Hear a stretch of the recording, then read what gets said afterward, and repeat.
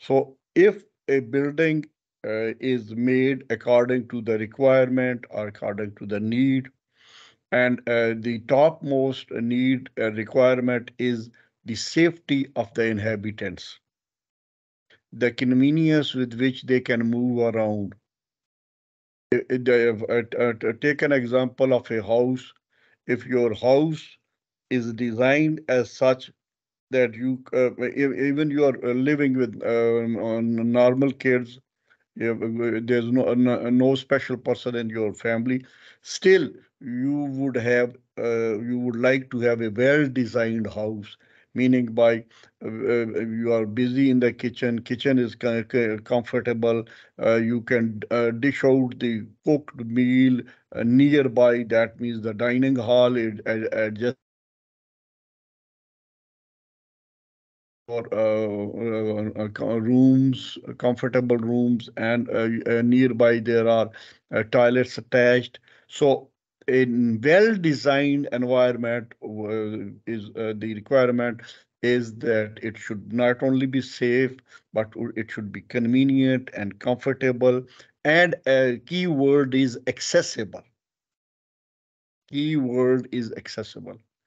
All the more reasons that we should have the same facilities provided to the special children, especially those who have got mobility issues, like physically handicapped, like visual impaired. They have got special mobility problems. Even some mental retarded children who are severely mental retarded, or they are in profound category. For them, they may not break the things. There should be less of glass work around them so that they do not hit them and hurt them. So, a well designed environment which is safe, convenient, comfortable, and readily accessible benefits everyone. There are certain general guidelines for the layout of the building to make it physical friendly. Number one is layout of the home should be simple and clear.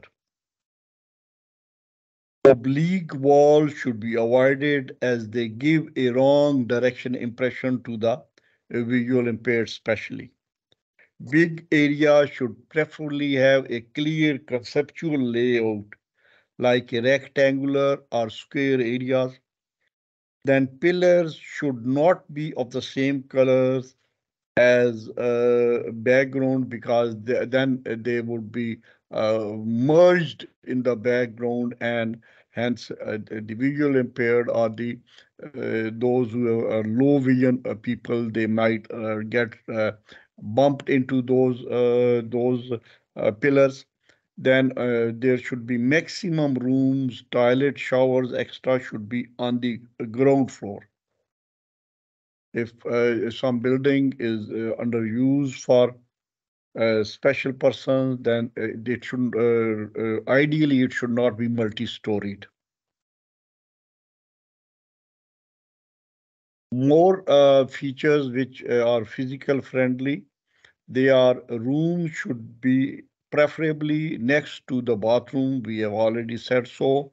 When there are indented areas, the straight imagined continuation of the wall should be free for walking, and walking can be supported by clear contrast of the floor material to the surrounding wall. That means the shades of the walls uh, should be different than the shade of the floor, so that the low vision people should know where the wall is finishing and where the floor is starting. I'll give you some practical examples, and here it is a simple home layout. You can see it. It's not very difficult to decode it. As we enter in the house, That is from the bottom of the slide I am talking about. There's a dot there. As we enter in the house, it's a small house, and you come across the sitting place. Then, if you turn right, you have got kitchen, and with the kitchen, you have got a dining hall adjacent to it. And if after entering the house, you go straight, you walk into your bedroom, and with the bedroom next to it is an attached bathroom.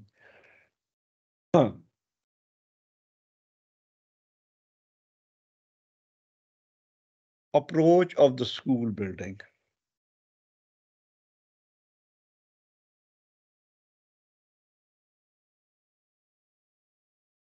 The building, whether it is your house or whether it is school, whether it is some other hospital, building must be adjacent to the street. Car park must be level or ramped in compliance with the code. Either the car park is at level with the floor of the building, or there shouldn't be any stairs moving up. Instead, there should be ramps. Principal entrances, meaning by the main entrance to the building, must be accessible to chair-bound children. Then a loading bay should be provided for children going to the school by special buses. And the platform should be at approximately this much meter above ground level. Exact measurements are being given here. Access to and from the building may be undercover. Internal planning of the house should accommodate wheelchair-bound children. Then entrance door to building. At least one entrance door being served by an approach must have a clear opening width of not less than 0.75 meters. Then where revolving doors are installed, an auxiliary side hung door or gate must be provided with a clear opening width not less than 0.76 meters. Threshold must not be raised more than 0.015 meter. Now, exact specification, as I told you, being given here, and then the same is being demonstrated with a clear-cut sketch or a picture in which the measurement are also there. And you find here that here the wheelchair-bound person enters. Now, what should be the length of the entry point? What should be the length of the corridors, so that the chair could easily maneuver right or left without any issue? You need to have some turning radius also. Here is a picture which shows you all and exactly give you dimensional data which can be used for guidance when designing facilities and equipment for use by persons with disabilities.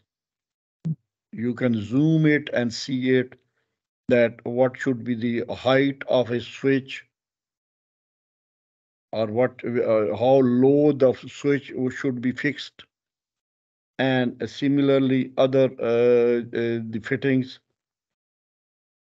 so that the wheelchair bound person, without trying to stand up, which he is handicapped, he won't be, he can reach out or without calling help from any other person. Doors and windows should be simple. Doors should be protected from damage by wheelchair. It should not be like that as the wheelchair is entering, the door closes upon the wheelchair and damage the wheelchair as well as hurt the persons. Some windows should have sills at or near floor level, allowing the child lying or sitting on the floor to see outside. Then suitability of the doors, how wide the door should be. You can see this. Doors can be of sliding or swinging nature. So automatic doors are even useful, but the automatic door should have an adequate opening interval. A wheelchair bound person takes much time in moving in and out, and hence the time the door shuts automatically should be, the pause should be sufficient enough. Guard rails can be installed near double swinging doors, and revolving doors are not suitable.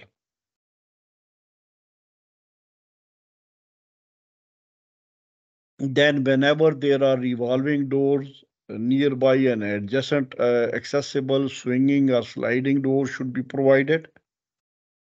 Then, auxiliary gates should be provided next turnstiles.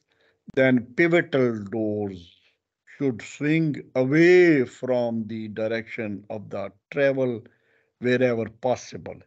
And sliding and folding doors, manual sliding and folding doors are recommended for narrow space not heavily used by the public. These are some recommendations about doors. And then the opening after the doors. For exterior doors, the maximum opening should be this much. For the interior door, the maximum opening should be this much. And the maximum door opening can be this much. For double leaf doors, at least one leaf should have minimum clearance width of 0.8 meter. Now we were talking about the fittings, and a fitting should also suit specially the wheelchair bound persons. Fitting means like door handles and the other hardware which is fixed on the doors. Operational devices on doors such as handles, pulls, latches, and locks should be easy to grasp with one hand. Lever type handles, push plates, or pull handles are recommended for swinging doors because they are easy to open. Then door handles should be located at a comfortable height, and the locks on the entrance door should be mounted at a comfortable height between 0.90 to 1 meter.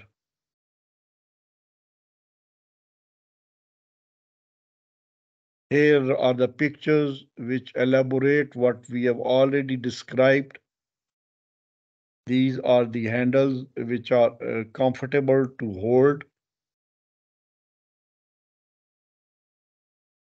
Barrier-free design and residential facilities like bathrooms. In bathroom, there should be grab bars, just like there are bars for the towel, but the towel bars cannot support the weight of a human being. They would just crash.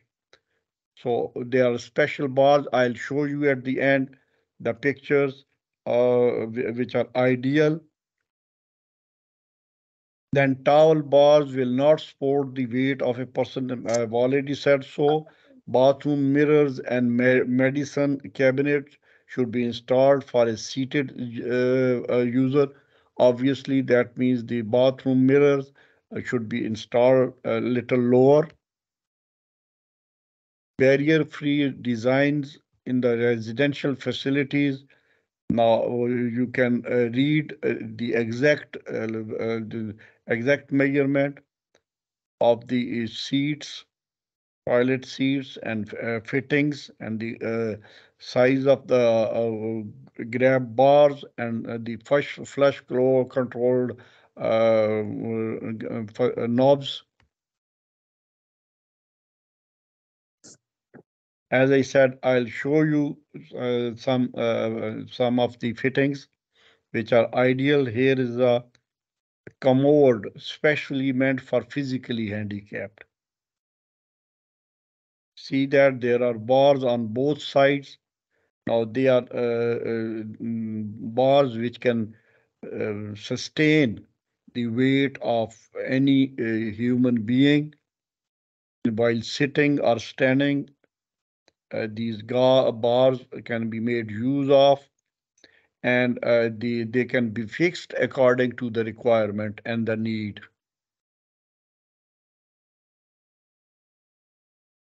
Here is another photograph that shows accessible bathroom. Now, on the extreme left, you have got a photograph. On the right side, you have got a sketch, architectural sketch, which can be made use of. Exact measurement and size is also given there. So one can always make use of that while designing bathrooms.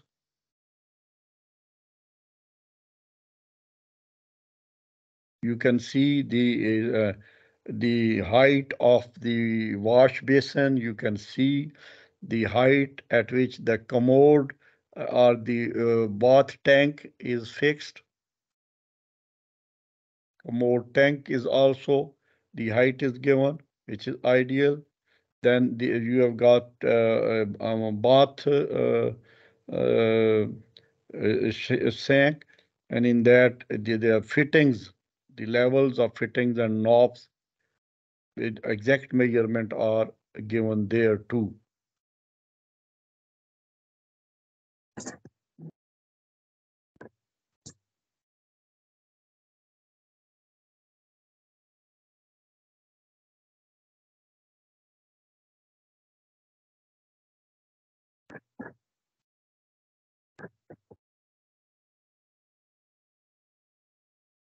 If you have got any questions so far, you may ask.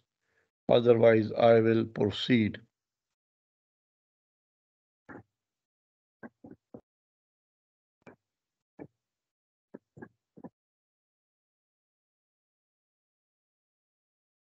Okay, thank you.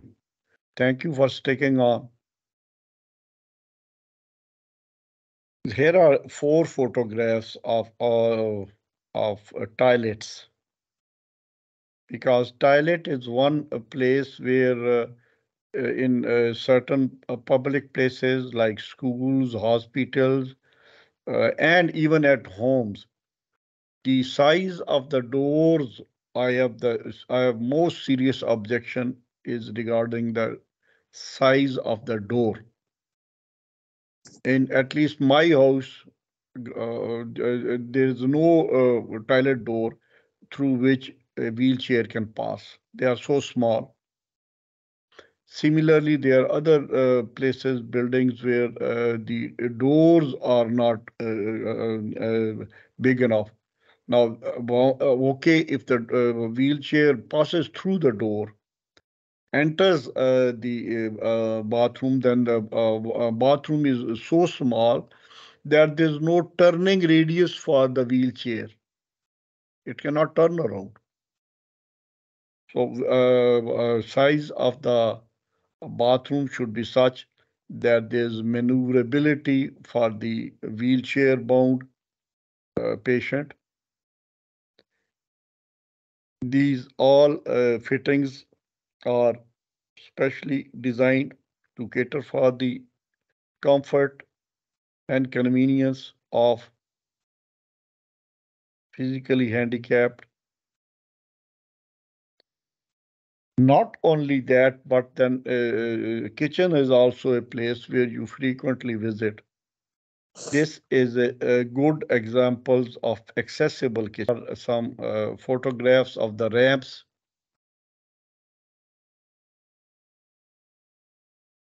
Ramps which have got very convenient gradient.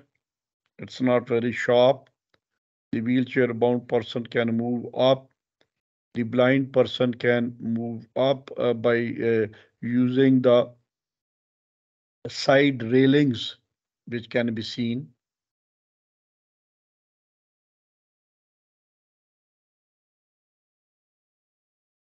Then we have got lifts.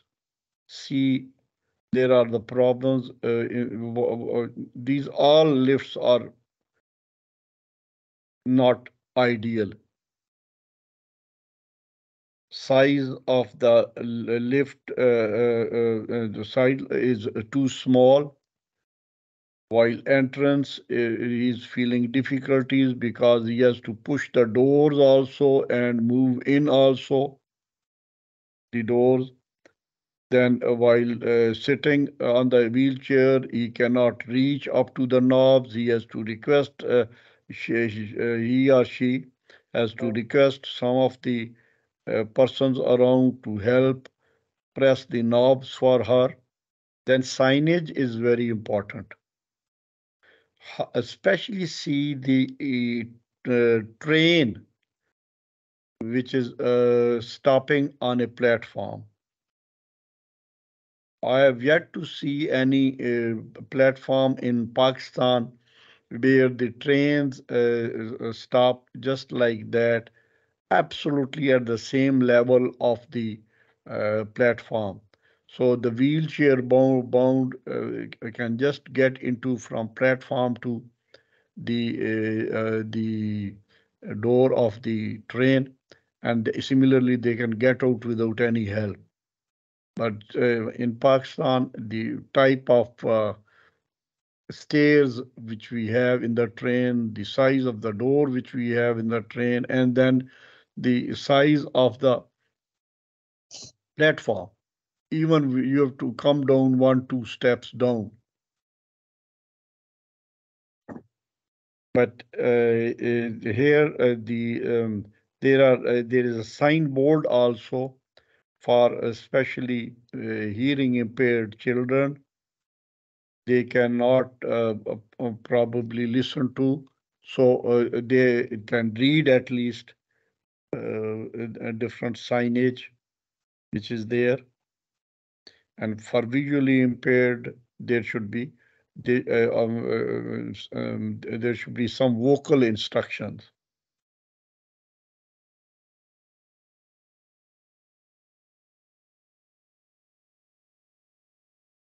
See this? We should have a car parking facilities also for special persons. And down below, you can see the picture, and above you can see the sketch on the right hand side. And here you can see that if a wheelchair bound person gets out of the car, then he can pull out the wheelchair from that place and then place it in front of the door. That marking is specially for the wheelchair persons. Otherwise, people park so close that they cannot get out of the car.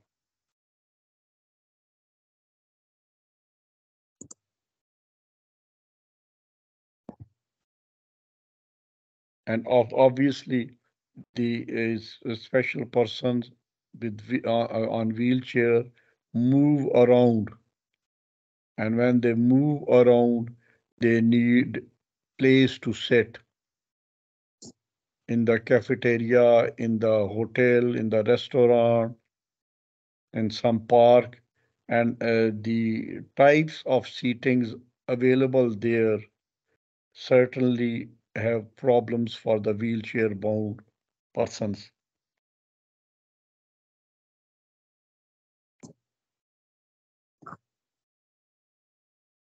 In both of these pictures, you can see that how could a poor wheelchair bound person can.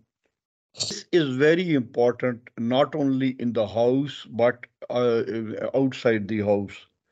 at public places like hospitals, like schools, like other public buildings, and even private shopping plazas, because not allowing a person equal opportunities and participation is infringement on his her right as a citizen of this country.